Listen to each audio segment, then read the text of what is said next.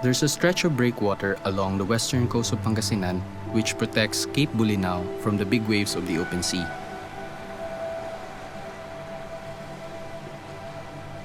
The waters are calm within this protective barrier, creating conditions conducive to the rearing and growth of young marine animals.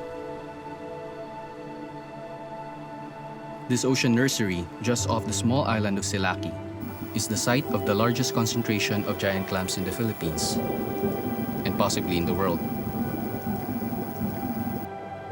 The giant clams, which once faced extinction, now thrive.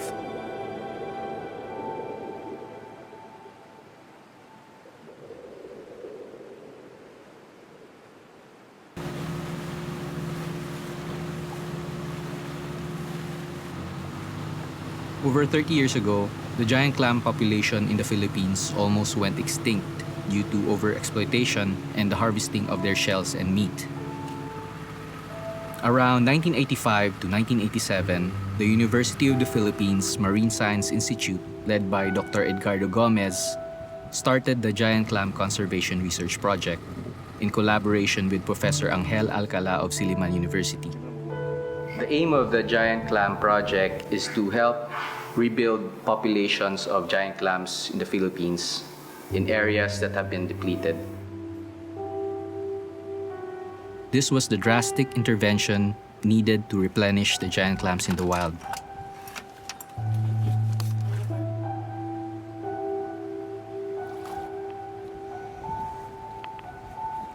Giant clam sa Silaki Island is about 35,683 pieces, with 60 species of giant clam.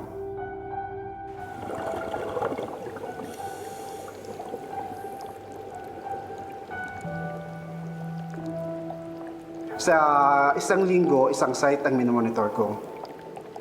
Hindi naman lahat sa isang monitoring ko na nasusorbe ko sila lahat. Kung ngayong linggo nakapunta ko ng site 6, sunod na linggo site 1 naman, site 2.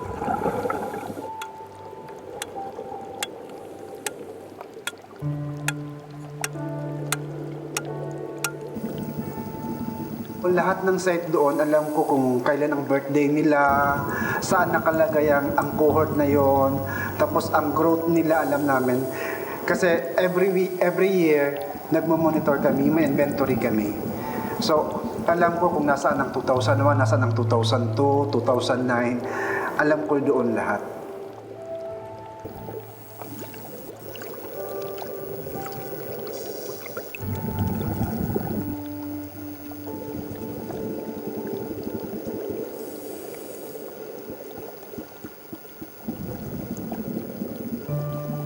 Ang giant clam is tinuturing kong mga anak kasi inaalagaan ko sila ng sobra. The Giant Clam program has produced over 100,000 giant clams. 50,000 giant clams have been restocked in 40 sites around the Philippines.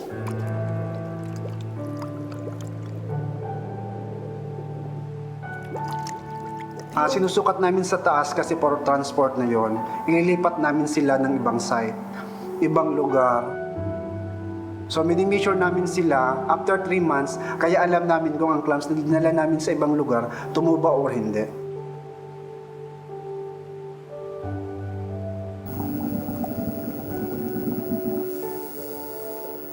Mas mainam sana kung lahat ng marine protected areas ay may giant clams. Maganda sila at meron silang ecological value. Nakakadagdag din sila sa biodiversity at aesthetics ng coral reef at seagrass area. They also provide food and habitat to a wide range of marine organisms.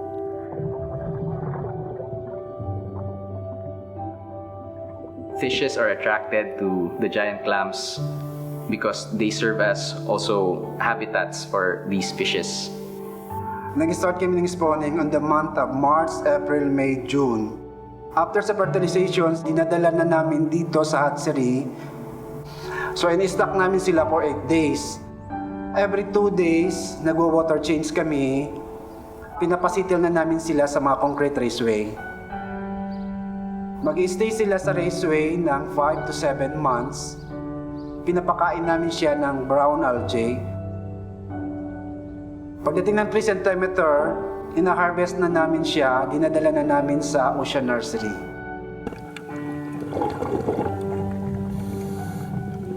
sa ocean nursery na nakaka-cage pa siya, maka-reach na siya ng 15 to 20 cm, ililipat na namin siya sa seabed. Pero kinakabiran pa namin siya ng lines. Hindi ako kumakain ng giant clam. Pinapaanak ko sila, makakarmahin ako, di na ako bigyan ng anak nila.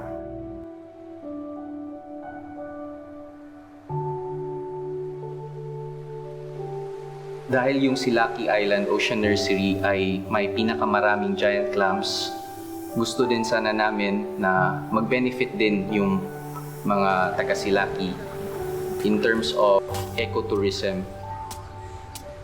We hope to get the community more actively involved in giant clam conservation. Sana naman mas maging involved sila sa pag-monitor at pag-maintain ng Giant Clam Ocean Nursery.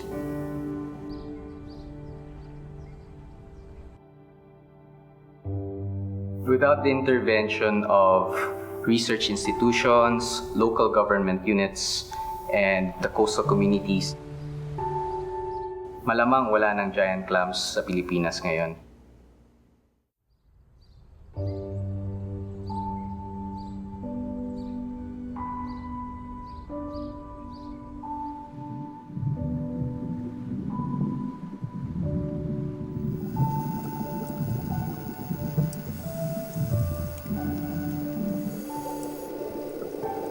Importante ang balikatan at tulungan ng lahat. Ang conservation ay responsibilidad ng lahat.